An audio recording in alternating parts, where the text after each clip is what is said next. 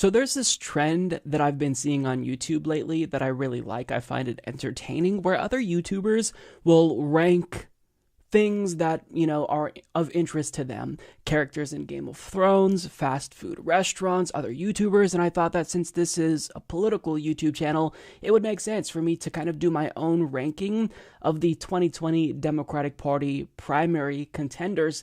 And as you can see here, we have the different categories. We have the S tier, which is obviously the best, it's top tier.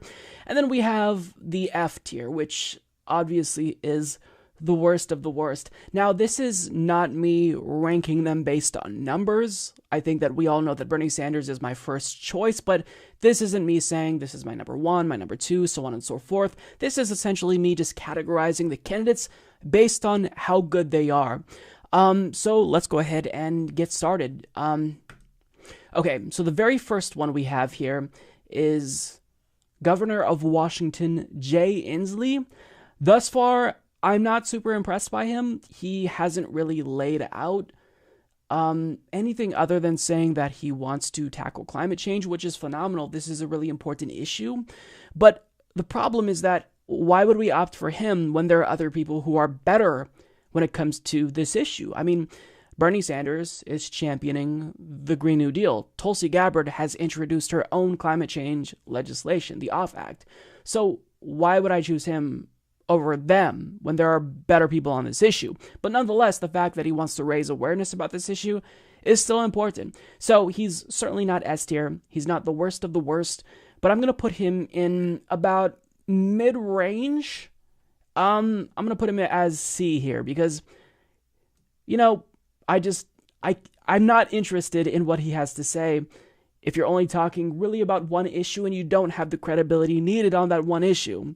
Okay, so the next person here is Mike Gravel, former Alaska Senator, meme god, and I've said this before in the program, I actually agree with his platform more than pretty much anyone else. It's better than Bernie's, it's better than Tulsi's, just objectively speaking. So in my view, this really is S tier, because he has the gold standard, he has the best platform in my view, and he goes further than people like Bernie Sanders and Tulsi Gabbard, even when it comes to their strengths. Like, he supports not using drones, which is something that is incredibly important to me. He explicitly is saying that Chelsea Manning, Edward Snowden, and Julian Assange should be pardoned. Now, Tulsi Gabbard has also spoken out about this, but just overall, when you look broadly at his platform, I think he has the best. Now, I feel comfortable putting him in the S tier because he actually doesn't want to be president, but just objectively speaking, if I had to rank the candidates based on how good their platform is, I mean, if I don't put him in S tier, I feel like this would be a crime. Next person, Andrew Yang.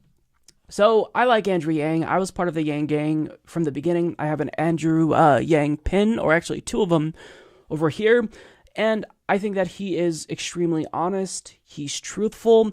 However, I just don't agree with the policy ideas that he's proposing. He doesn't support Medicare for all. He's in favor of a public option instead.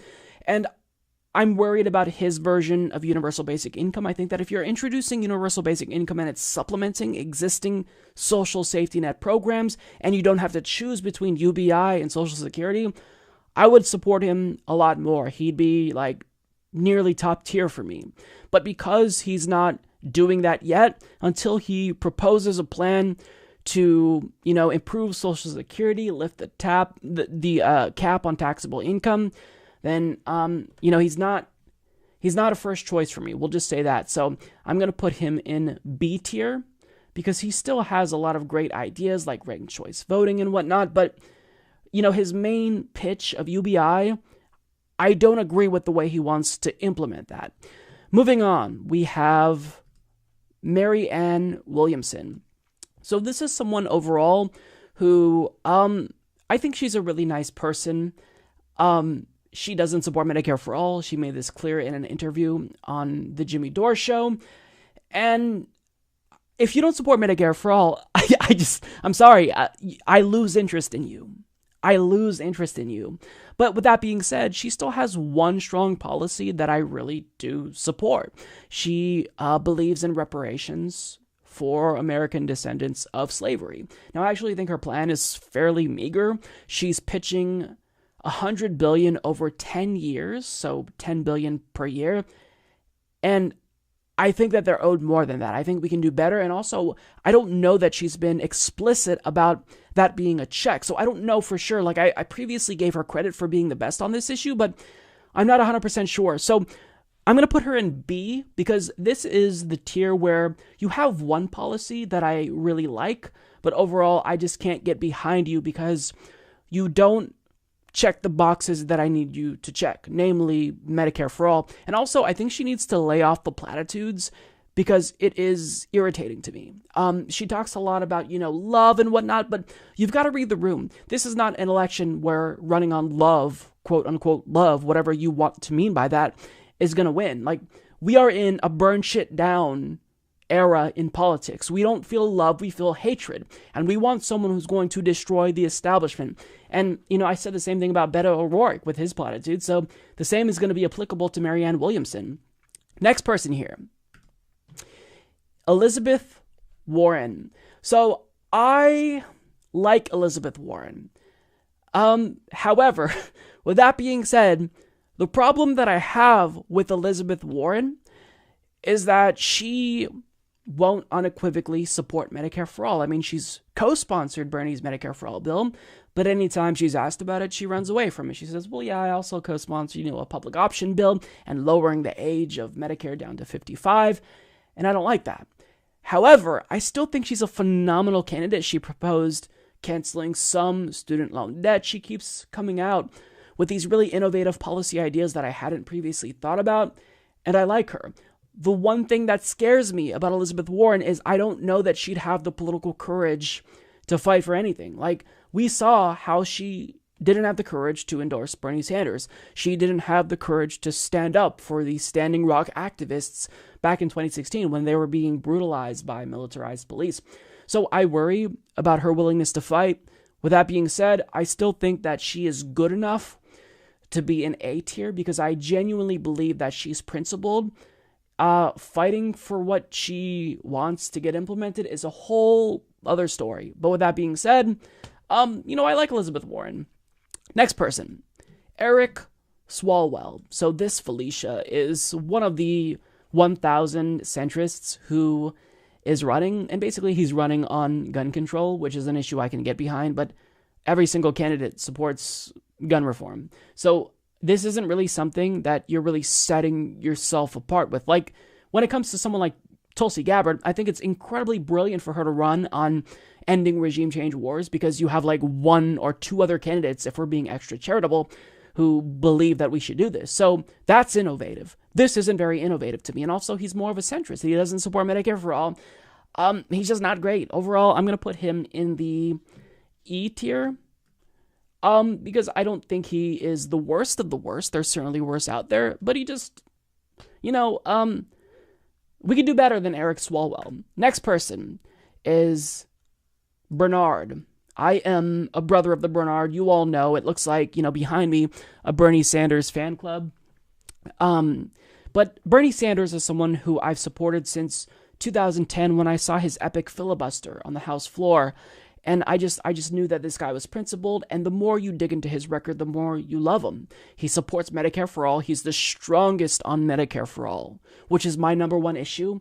And for that, you've got to give it up to him. Now, there are things that I disagree with Bernie Sanders on. He has got to improve when it comes to Israel-Palestine, but with that being said, sadly, he's still one of the best. He doesn't support BDS, but he still is more forceful in condemning Israel and what they do to Palestinians, the way that they kill them indiscriminately. He called Netanyahu a racist, and also he has previously stated he'd kind of support drones. Now, he did make it clear that he'd take precautions to minimize civilian casualties, but nonetheless just end the program. It's illegal. Congress has not declared these drone wars. So the executive should not be able to unilaterally wage war. This is the whole point of Bernie Sanders, touting, his bill on Yemen, which was fantastic. But with that being said, these disagreements aside, they're not deal breakers by no means, and these are just a couple of disagreements. I agree with Bernie Sanders on the overwhelming majority of policies, and I think that he's the one person who actually knows how to get his legislative agenda implemented in the event he becomes president. He's the only person who truly wants to get us to social democracy.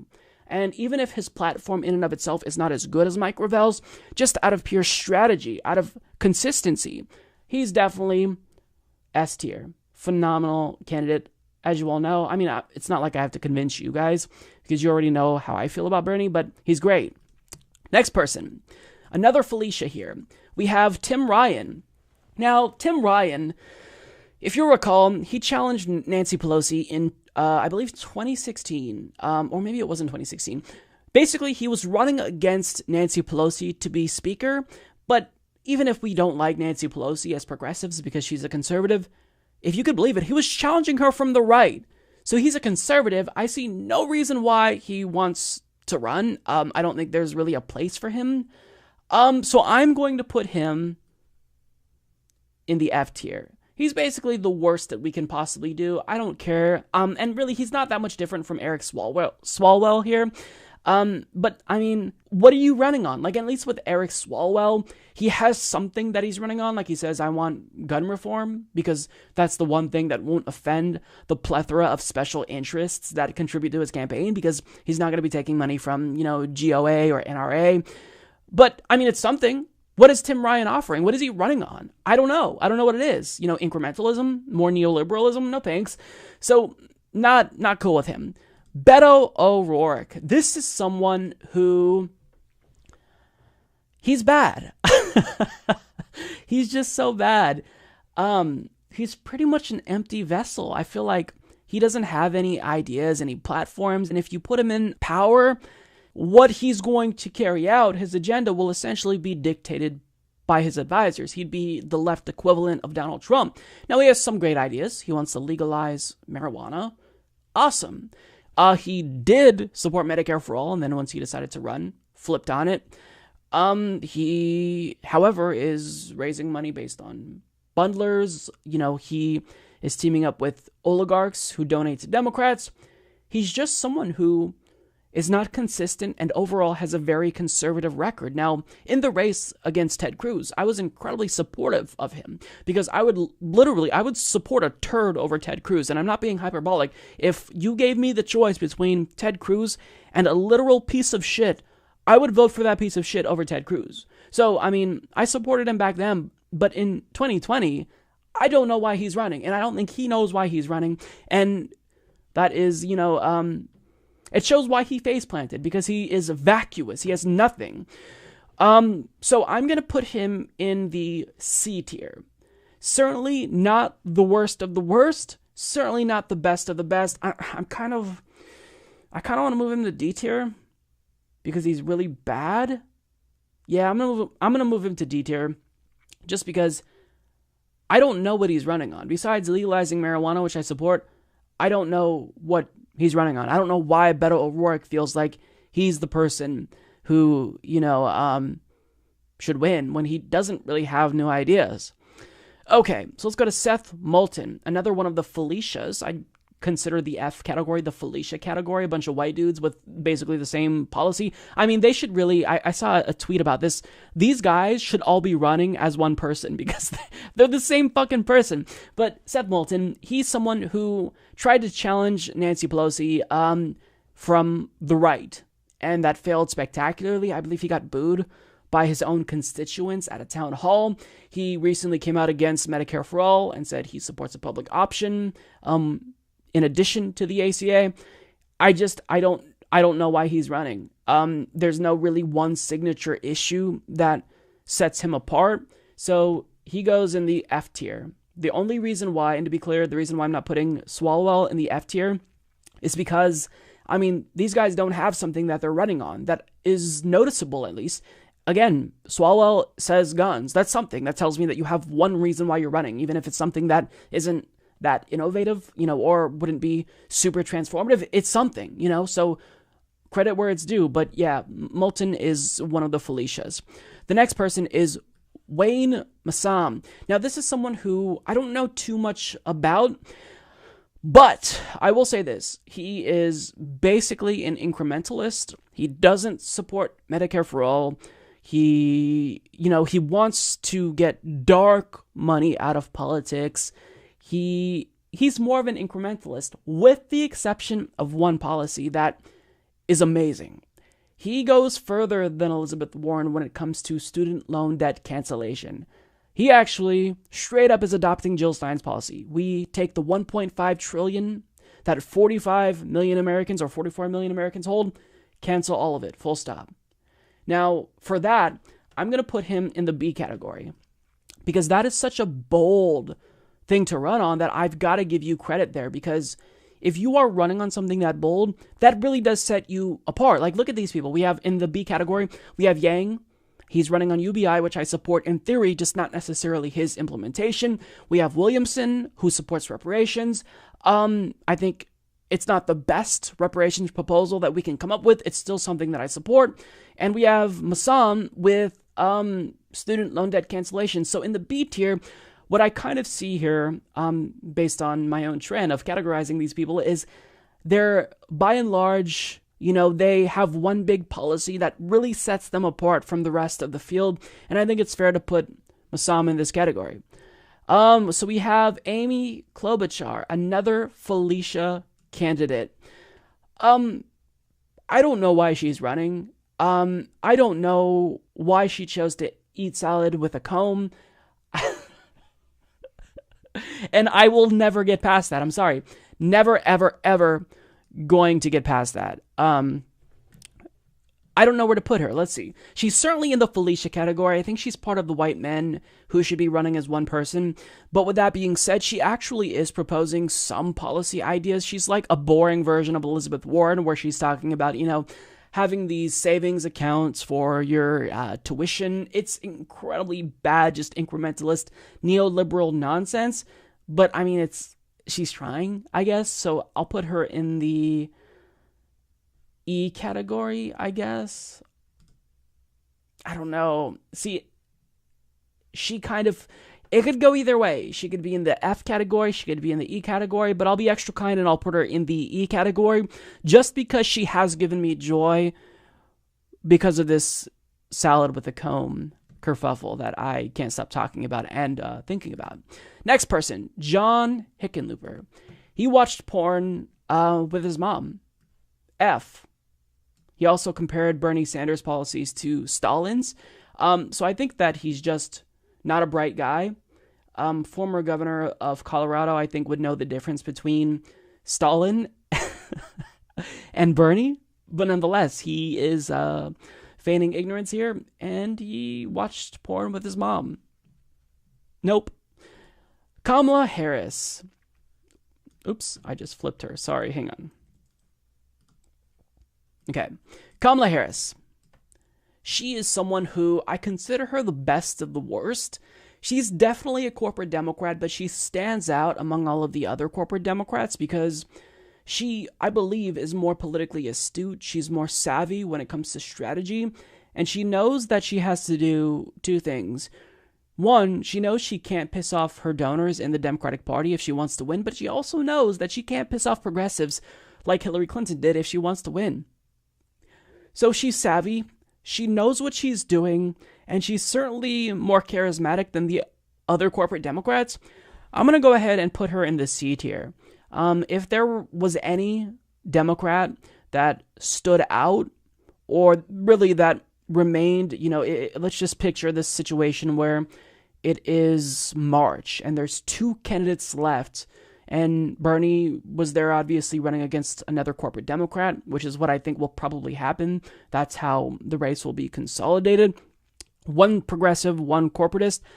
I would hope it's Kamala Harris, because at least she is better than the rest of them.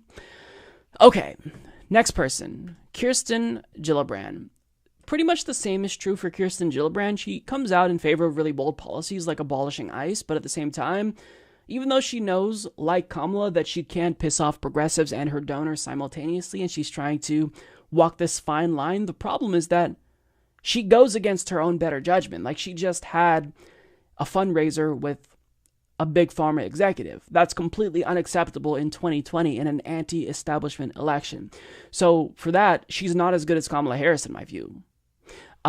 She also doesn't want to get rid of the filibuster, and I just don't think she's as malleable as someone like Kamala Harris. Like, worst case scenario, Kamala Harris is elected. Well, that's actually not the worst case scenario, but in not the best case scenario where Bernie is elected, I think that Kamala would be easier to persuade to do certain policies than Kirsten Gillibrand, because once she's elected, I feel like she just pretty much tells us to fuck off. Whereas with Kamala Harris, I think she would be more mindful of the fact that she needs to maintain the support of the progressive base if she wants to be, effective as a leader. Because if you lose our support, we're not going to make phone calls for you. We're not going to come out and canvass for you. So Harris knows this. Harris is more aware. She's more in tune with the base, I think.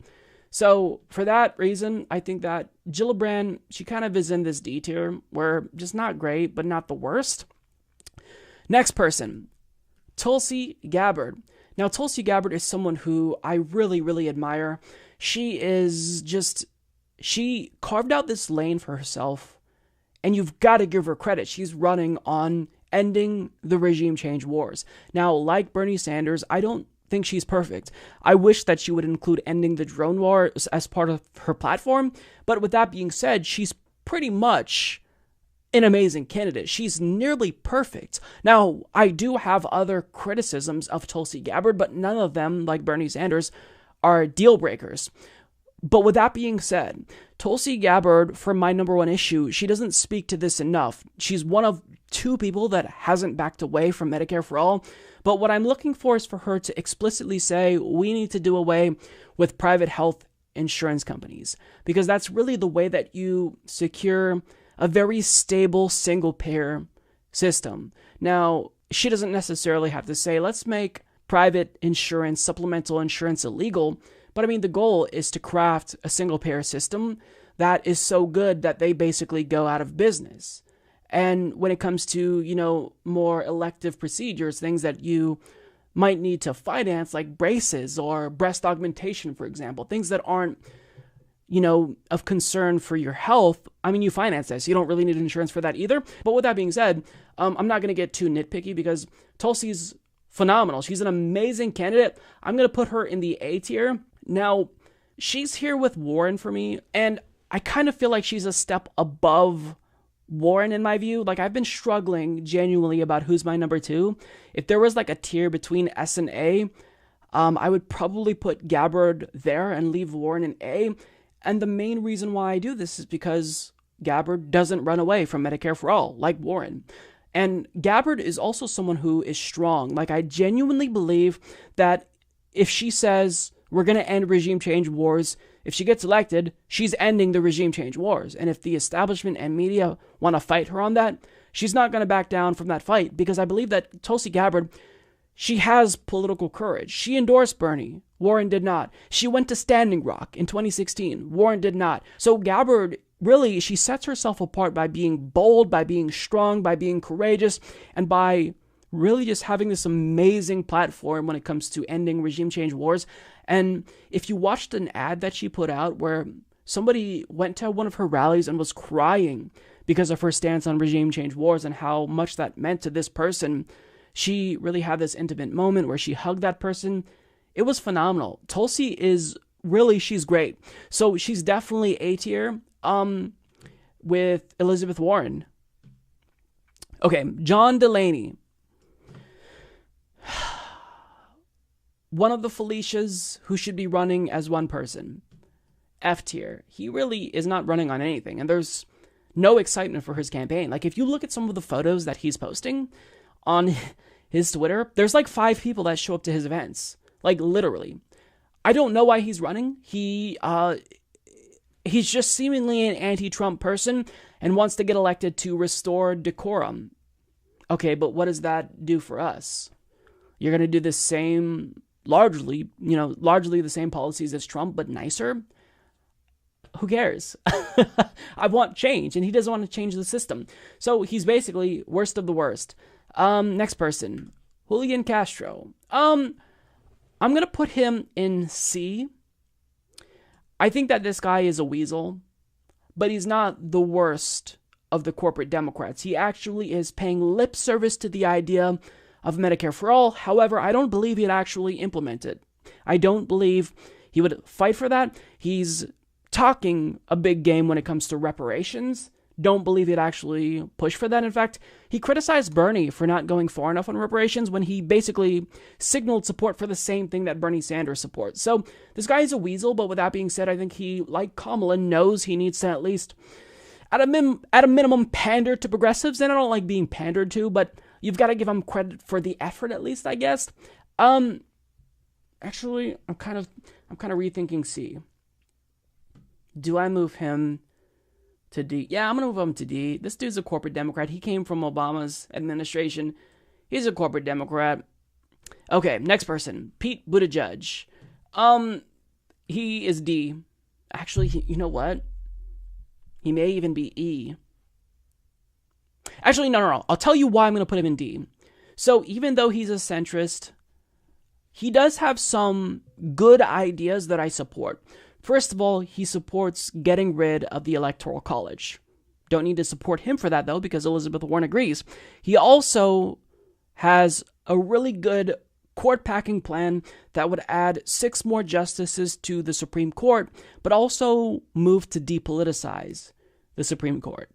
I really like that plan. However, he's not going in this category in the B tier with Massam, Williamson, and Yang, because the problem with Buttigieg is even though he has this one policy that I really like, he also has some ideas that I absolutely disagree with. Like, first of all, he's not great on Venezuela. He basically is pro-meddling.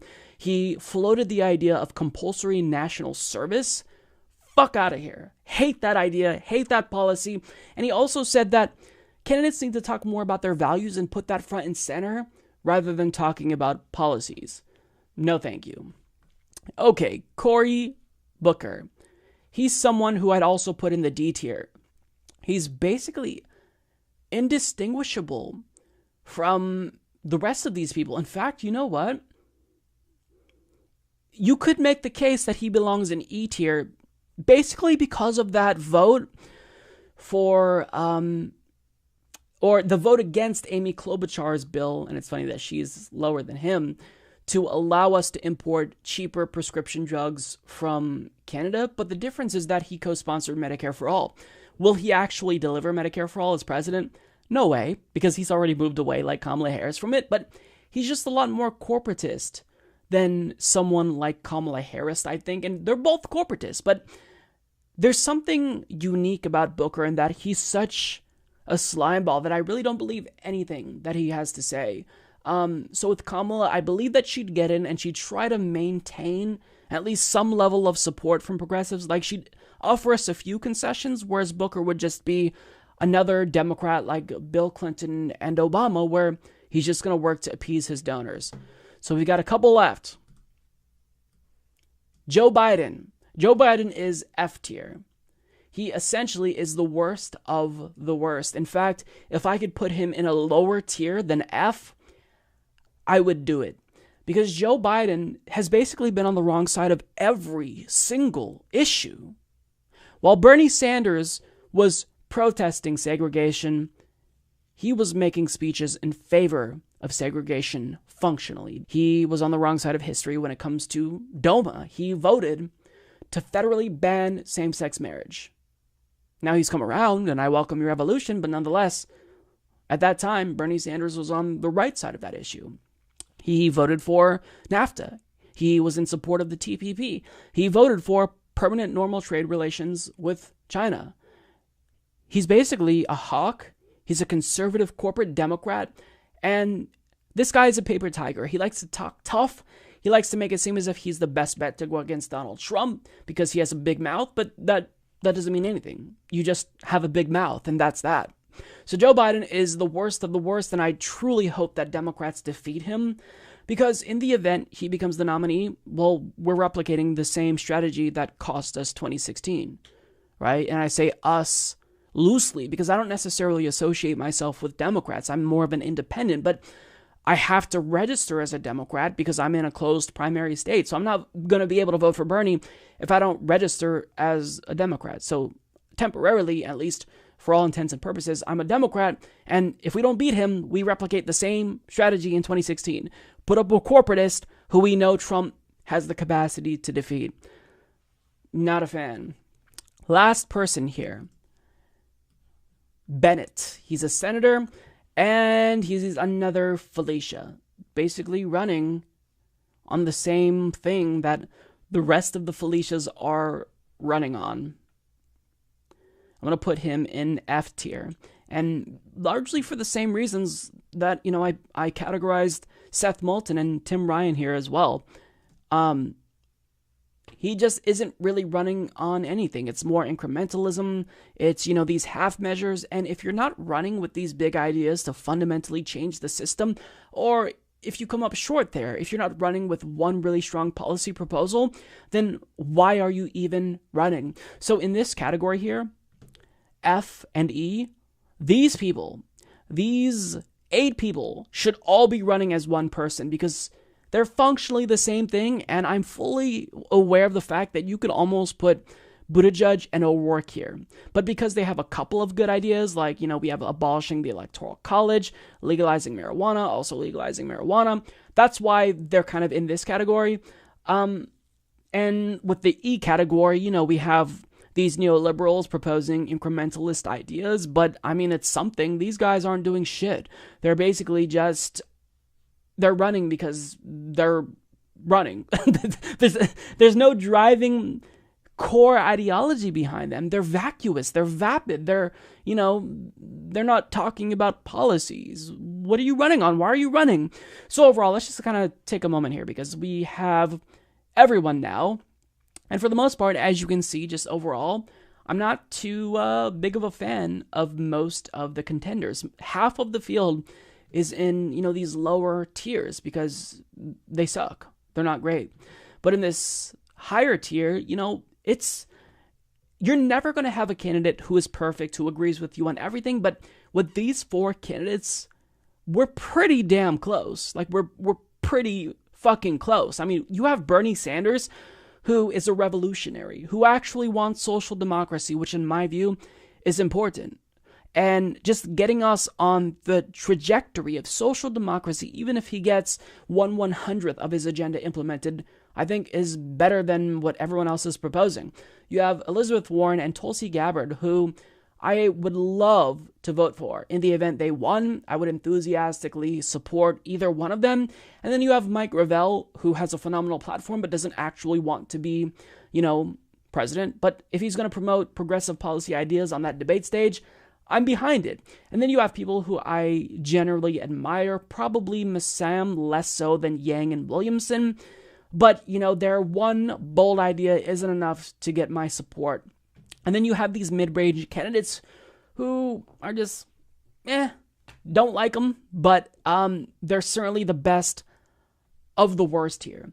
So that is my thoughts on this. I'm curious to know how you guys rank the candidates. And listen, I'm fully aware of the fact that many people will disagree with this, and you can disagree. You could really make the case in some instances that the E people belong in the F tier. You can make the case that Warren and Gabbard belong in the S tier. You can make the case that Sanders belongs in the A tier and Mike Gravel alone should be in the S tier. There's a lot of ways that you can cut it, but this is just my personal view. By and large, these 4 candidates here, they're my people. I like them, and I think they're great. So I know it's going to kind of be like a pain in the ass to type this out in the comments, but I am curious to see how close we agree, and I also want to know what other political commentators think. So I hope to see Kyle Kulinski, Rational National, Jimmy Dore, Nico House, Tim Black, Kim Iverson, Anna Kasparian, Michael Brooks. I want to see everyone do the same thing. Just because I'm curious, because it's tricky. We have so many candidates running that I think that these types of exercises, it is helpful, because when you kind of can put them all out here like this and really visualize what tier they belong in and how good of a candidate they are, I do believe it is helpful. But with that being said, people are probably going to disagree with this, and that's perfectly fine. But this is my categorization. This is how I rank the candidates. But I'm curious to know what you think. And I'm sorry, I don't like dropping other political commentators because you're almost always going to leave someone out, which pisses people off. So if I left you out, then I don't mean any harm by it. I'm not doing that on purpose. But, I'm curious to see how other people would categorize the candidates. My next thing, I think, is I'm thinking about ranking them just 1 through 21 or 22, however many people are running, and seeing, who's my number 1 and who is my number 22.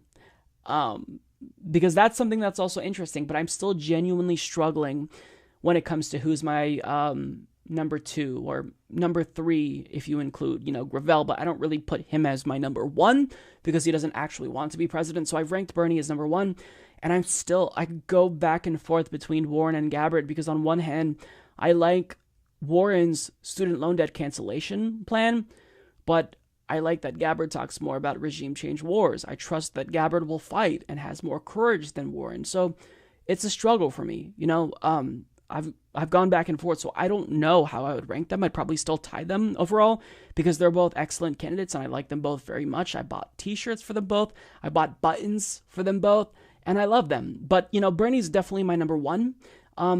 And yeah, after that, it gets a little bit tricky. But anyways, I'm going to stop talking. This is my rankings.